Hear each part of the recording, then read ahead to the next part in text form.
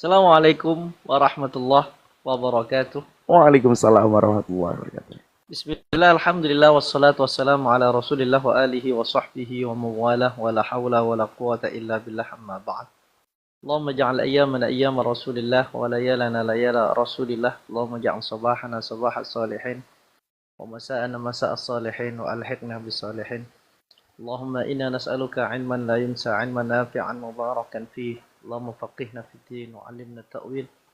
اللهم أرنا الحق حقا وارزقنا اتباعه وأرنا الباطل باطلا وارزقنا اجتنابه اللهم اجعلنا ممن يستمعون القول فيتبعون أحسنه وصلى الله على نبينا محمد وعلى آله وصحبه وسلم والحمد لله رب العالمين. Mitra Muslim, pekan lalu kita sudah membahas tentang kecerdasan, keilmuan Abu Hir atau Abu Hurairah. Malam hari ini kita berbicara dari sisi positif lain dari Abu Hurairah dengan judul Abu Hurairah perantara hidup ibu terarah. Abu Hurairah menjadi perantara hidayah turun kepada ibunya. Abu Hurairah bercerita, "Kuntu ad'u ummi ilal islami wa hiya musyrikah, fada'autuha yawman fa asma'atni fi Rasulillah sallallahu alaihi wasallam ma akrah. فأتيت رسول الله صلى الله عليه وسلم وأنا أبكي قلت يا رسول الله إني كنت أدعو أمي إلى الإسلام فتأبى علي فدعوتها اليوم فأسمعتني فيك ما أكره فادعو الله أن يهدي أم أبي هريرة." Abu Hurairah bercerita, saya mengajak ibuku untuk masuk Islam, namun dia tidak mau. Dan justru malah dia mengatakan sebuah perkataan tentang Rasulullah yang aku tidak suka tentang ucapan ibuku itu. Lalu aku mendatangi Rasulullah dalam keadaan menangis. Aku berkata, "Wahai Rasulullah, aku sudah mengajak ibuku masuk Islam, namun ibuku justru malah mengatakan hal-hal yang buruk yang aku tidak suka. Tolong wahai Rasul, doakanlah kepada Allah Subhanahu wa taala agar Allah memberikan hidayah kepada ibu Abu Hurairah." Kemudian Rasulullah sallallahu alaihi wasallam mengangkat tangan beliau dan beliau berdoa, "Allahumma hdi umma Abi Hurairah." Ya Allah, berikanlah hidayah kepada ibu Abu Hurairah. Dan ternyata mitra Muslim, setelah doa Rasulullah sallallahu alaihi wasallam itu, Abu Hurairah pulang ke rumah. Dan ternyata ibunya luar biasa. Ibunya mandi dan menggunakan pakaian yang tertutup, bahkan memakai kerudung dan membuka pintu untuk Abu Hurairah dan mengatakan, "Ya Aba Hurairah, asyhadu an la ilaha illallah wa asyhadu anna Muhammadan Abdullah wa rasuluh." Abu Hurairah ketika melihat pemandangan yang sangat indah, bahkan bisa jadi itu pemandangan dan suara yang terindah dan termerdu dalam hidupnya Abu Hurairah radhiyallahu an, dia kembali menangis. Dia kembali menangis. Namun tangisannya yang kedua ini bukan tangisan kekecewaan, bukan tangisan kesedihan, melainkan tangisan wa ana abki minal farah. Aku senang. Aku menangis karena senang, karena bahagia, karena Allah Subhanahu wa taala mengijabah doa Rasulullah sallallahu alaihi wasallam dan ibuku masuk Islam. Meskipun demikian, mitra Muslim, Abu Hurairah radhiyallahu an tidak pernah merasa lebih hebat daripada ibunya. Berbeda dengan kita sekarang. Kita sekarang mungkin pendidikan kita di atas rata-rata orang tua kita. Bapak kita, ibu kita mungkin lulusan SMA atau S1. Kita lulusan S2 atau S3. Tapi perlakuan kita kepada orang tua kita berbeda. Sehebat apa kita? Sudahkah kita bisa mengalahkan Abu Hurairah yang hafal, masih ingat Mas Ridwan? Hafal berapa hadis kemarin? 5.370 hadis. Ya. Luar biasa. Dengan waktu yang sangat singkat, kecerdasan Abu Hurairah dan kesungguh-sungguhan dia dalam menemani Rasulullah Sallallahu Alaihi Wasallam bisa mencatatkan dia sebagai ranking pertama sahabat Nabi dengan hafalan hadis terbanyak. Namun kepada ibunya Abu Hurairah radhiyallahu an sangat sayang, sangat sopan, sangat santun sekali. Bahkan dia menjadi perantara hidup ibunya semakin terarah dengan agama baru yaitu Al-Islam, agama kita semua. Mitra Muslim, Abu Hurairah radhiyallahu an kepada ibunya ini sangat peduli sekali, sangat care sekali. Bahkan suatu ketika, ya, ini termasuk dari kebaikan Abu Hurairah kepada ibunya. Dia bercerita, yang cerita ini diabadikan oleh Imam Ibnu Sa'ad dalam kitab Tabaqatnya dan Imam Az-Zahabi dalam Syiar A'lamin Nubala. Abu Hurairah radhiyallahu an bercerita, suatu ketika saya keluar dari rumah menuju Masjid Nabawi dan fawajadtu nafaran. Saya bertemu dengan beberapa orang, mereka bertanya kepadaku, "Ma akhrajaka?" Apa yang membuatmu keluar dari rumah sekarang ini? Jadi saya berkata, "Al-ju'." Lapar, saya ini lapar. Kemudian mereka berkata, "Sama. Kami juga lapar." Akhirnya mereka bertemu dengan Rasulullah sallallahu alaihi wasallam dan Rasulullah bertanya, "Ma ja'a bikum bihadis sa'ah?" Apa yang membuat kalian datang sekarang ini bertemu denganku? Dan mereka mengatakan, "Kami lapar wahai Rasul." Rasulullah sallallahu alaihi wasallam yang saat itu mempunyai beberapa kurma. Beliau lalu mengambil satu mangkok yang berisi kurma dan membagi setiap orang yang datang itu, Abu Hurairah dan kawan-kawannya, satu orang 2 kurma, Mas Ridwan. Setiap orang diberi 2 kurma. 2 kurma. Baik. Setiap orang diberi 2 kurma. Lalu setiap orang itu memakan 2 kurma. Abu Hurairah hanya makan 1 kurma. Kata Abu Hurairah, ya. Kata Abu Hurairah, maka saya makan 1 kurma. Fa'akaltu tamrotan wa khaba'tul ukhra. Dan saya simpan 1. 1 dia makan, 1 dia kantongi, dia simpan. Rasulullah tahu Abu Hurairah makan 1. Dan yang satunya disimpan tadi. Ya Abu Hurairah, lima rafa'taha? Abu Hurairah, kenapa yang 1 kamu simpan tadi? Abu Hurairah mengatakan apa? Qultu, kata Abu Hurairah, saya menjawab, li ummi. Yang 1 untuk ibuku, wahai Rasul. Masya Allah. Yang 1 untuk ibuku, wahai Rasul. Kata Rasulullah, kulha, sudah makan dua-duanya. Fasanu'tika laha tamrotaini. Akan saya kasih kamu 2 kurma lagi untuk kamu bawa pulang untuk ibumu. Begitu Abu Hurairah ketika makan pun teringat ibunya.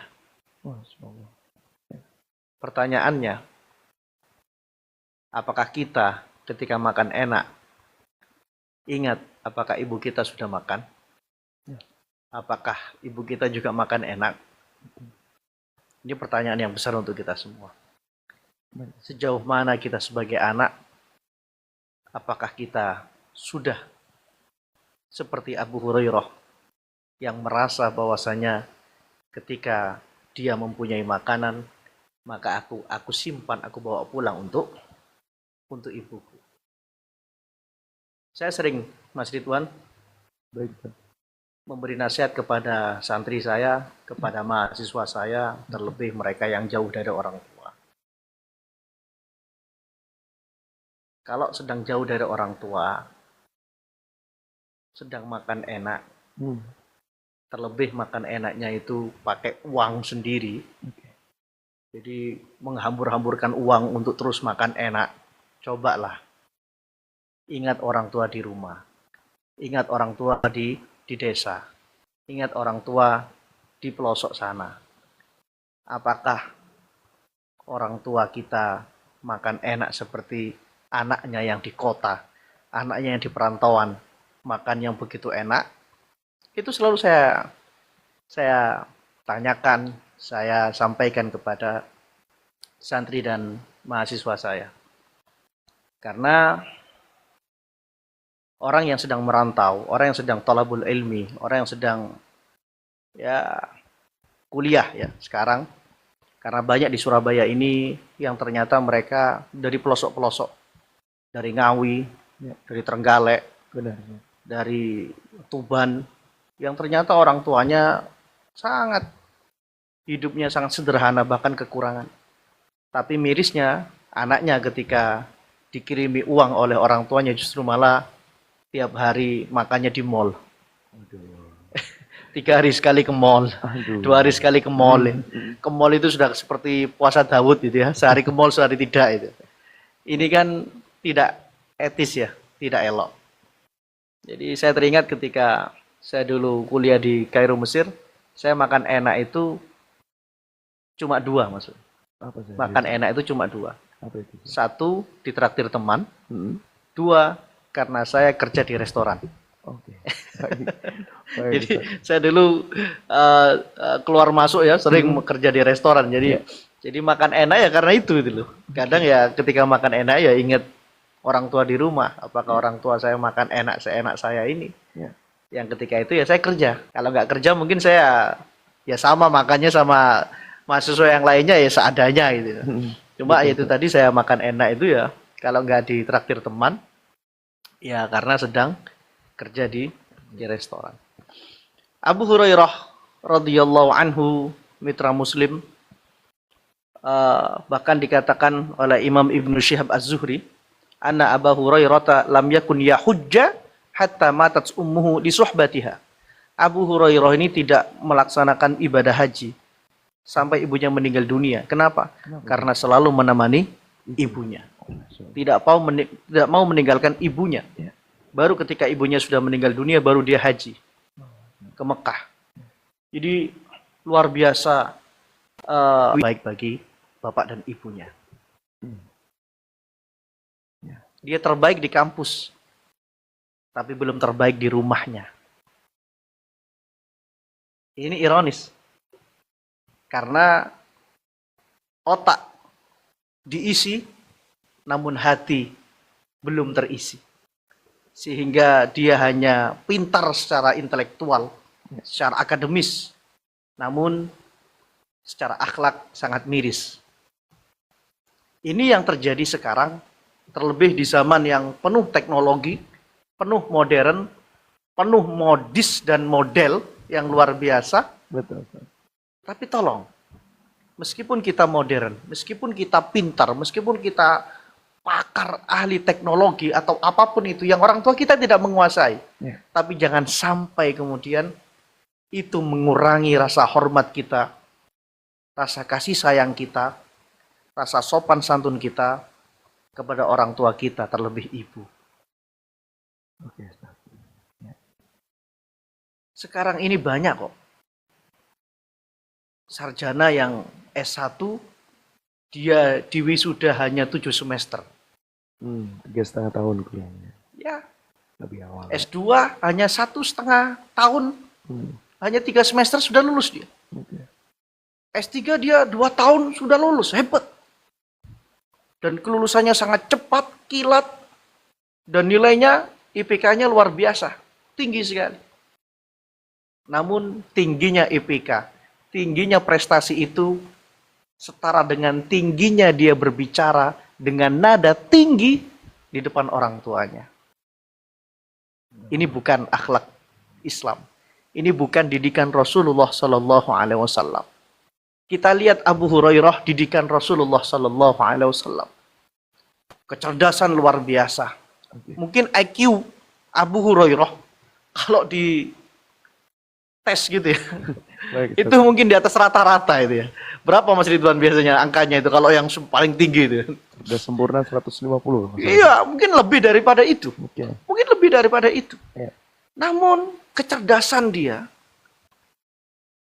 keilmuan dia, prestasi dia, itu juga tegak lurus bebarengan dengan akhlak dia kepada ibunya. Dia terlahir dalam keadaan yatim. Namun Abu Hurairah radhiyallahu an tidak pernah melupakan masa lalu dia. Sehingga ketika dia dalam keadaan sukses, dia ya biasa-biasa saja. Tidak kemudian bersikap hedon, tidak kemudian foya-foya, tidak. Dia mengatakan, Alhamdulillahilladzi ashba'ana minal khubzi ba'da allam yakun ta'amuna illal aswadain at-tamr wal ma'. Alhamdulillah Allah telah mengenyangkan kita dengan roti. Roti itu adalah kasta tertinggi makanan Arab ya. Betul. Jadi roti itu kasta tertinggi makanan Arab. Oke. Jadi dia mengatakan alhamdulillah yang telah mengenyangkan kami dengan roti setelah dulu makanan kami hanya dua, yaitu air dan sebutir kurma. Itulah didikan Rasulullah Sallallahu Alaihi Wasallam.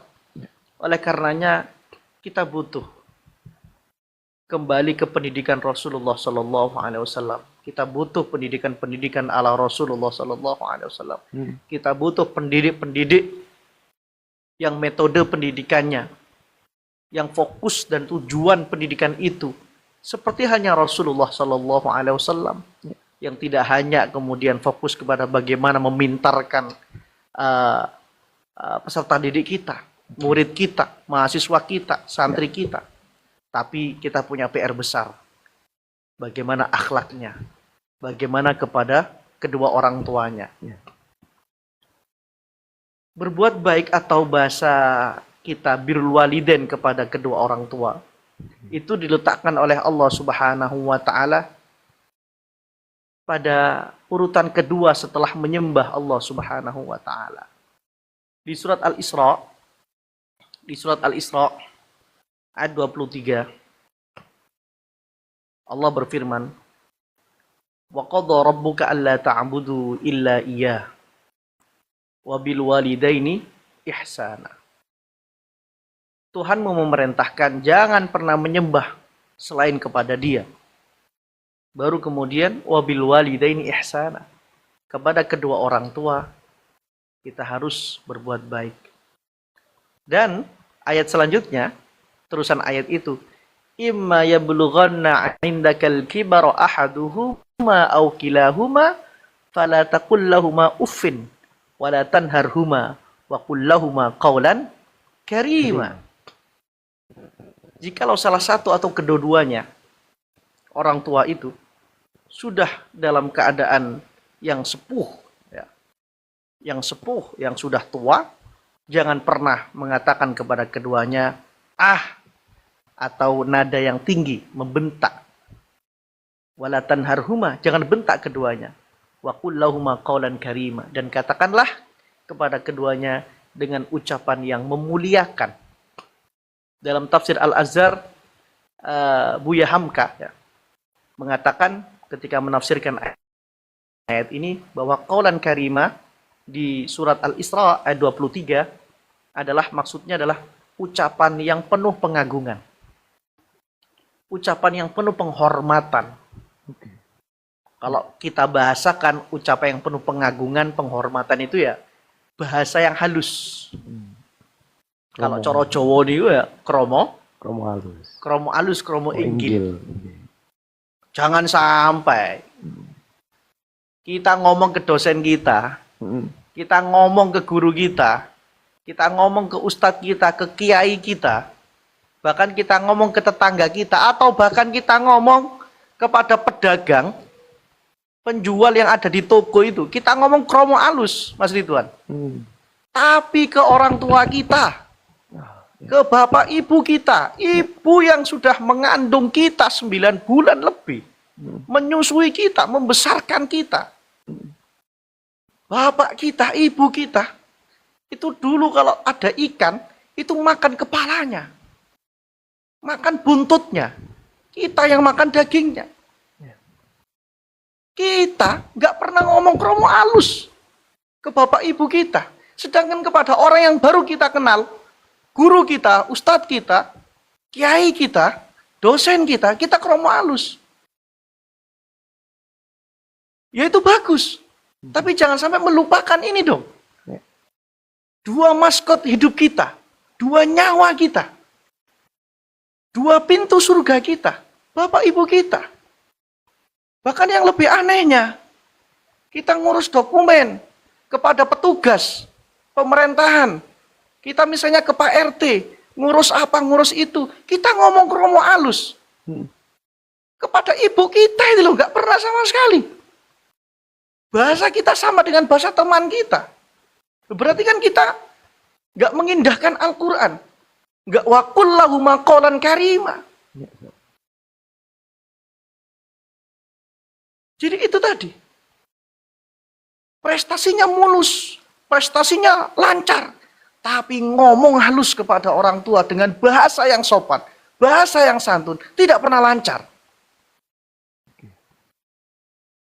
Ya ini kan PR kita semua tuh. Evaluasi kita.